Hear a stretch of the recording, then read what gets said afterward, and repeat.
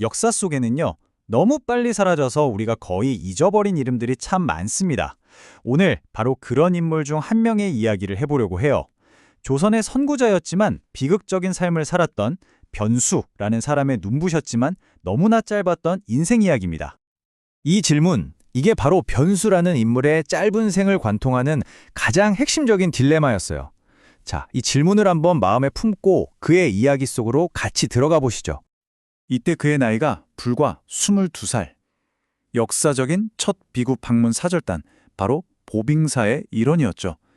그는 고려 말의 명장 변한열 장군의 후손이었고요. 대대로 역관을 지낸 집안에서 태어나서 그런지 새로운 시대의 흐름을 그냥 온몸으로 받아들일 준비가 되어 있었던 아주 총명한 청년이었습니다. 변수가 꾸었던 꿈은요, 사실 혼자만의 꿈은 아니었습니다.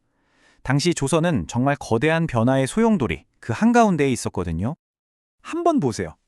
불과 3년이라는 이 짧은 시간 동안에 나라의 운명을 바꿀 만한 사건들이 정말 숨가쁘게 이어집니다. 서양과 조약을 맺고 처음으로 외교사절단을 보내고 그리고 나라를 뿌리부터 바꾸려는 정변까지. 변수는 이 모든 역사의 바로 중심에 서 있었던 거죠.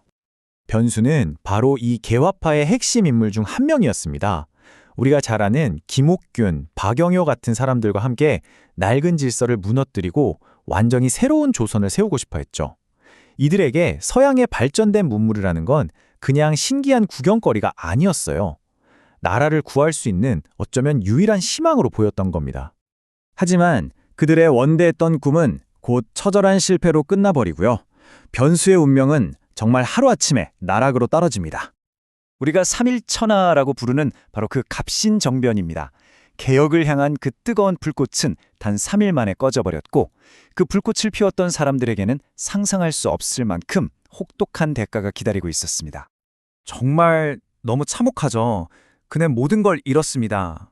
한순간에 나라의 역적이 됐고 사랑하는 아내와 아들은 목숨을 잃었고요. 그가 그토록 바꾸고 싶었던 조국에서 영원히 쫓겨나는 신세가 되어버린 겁니다. 이건 그야말로 극과 극의 변화였습니다. 불과 며칠 사이에요. 조선의 엘리트 외교관이 이름조차 숨겨야 하는 나라의 역적이자 망명자로 완전히 전락해버린 거죠. 이 말은요, 변수와 동지들을 태우고 일본으로 향하던 배의 선장이 한 말입니다. 당시 조선 관리들이 배를 막 수색하면서 역적들을 내놓으라고 협박했는데 이 일본인 선장이 외교 문제까지 각오하면서 이들을 끝까지 지켜준 거예요. 만약 이 용기 있는 행동이 없었다면 변수의 이야기는 아마 여기서 끝났을지도 모릅니다. 모든 걸 잃고 결국 미국으로 건너간 변수. 하지만 그의 이야기는 여기서 끝나지 않습니다. 오히려 그 절망 속에서 새로운 역사를 쓰기 시작해요. 네, 숫자 1입니다. 이 숫자가 의미하는 게 뭐냐면요. 변수가 바로 미국 대학에서 정식으로 학사 학위를 받은 역사상 최초의 한국인이 된다는 겁니다. 이거 정말 놀랍지 않나요? 망명자라는 그 고된 신문에도 불구하고 학업에 모든 걸 쏟아부어서 심지어 미국인 학생들을 제치고 수석으로 졸업을 한 겁니다. 여기서 멈추지 않고 미 농무부에 들어가서 일본의 농업에 대한 보고서를 작성하는 등 조국의 농업 발전에 기여하고 싶었던 그 꿈을 연구로 계속 이어갔던 거죠. 그래서 그를 우리나라 최초의 과학자 중 한 명으로 부르기도 합니다. 과학자로서 그의 미래는 정말 밝아 보였습니다. 하지만 운명은 또다시 그에게 너무나 큰 비극을 안겨줍니다. 졸업하고 불과 4개월이 지났을 때예요. 그는 미 농무부에서 능력을 인정받으면서 한창 다음 연구를 준비하고 있었습니다. 과학자로서 그의 지식이 이제 막 꽃을 피우려고 하던 바로 그 순간이었죠. 모교를 방문하고 돌아가던 길에 그만 달려오는 기차에 치여서 너무나 젊은 나이에 세상을 떠나고 맙니다. 정말 허망한 죽음이었죠.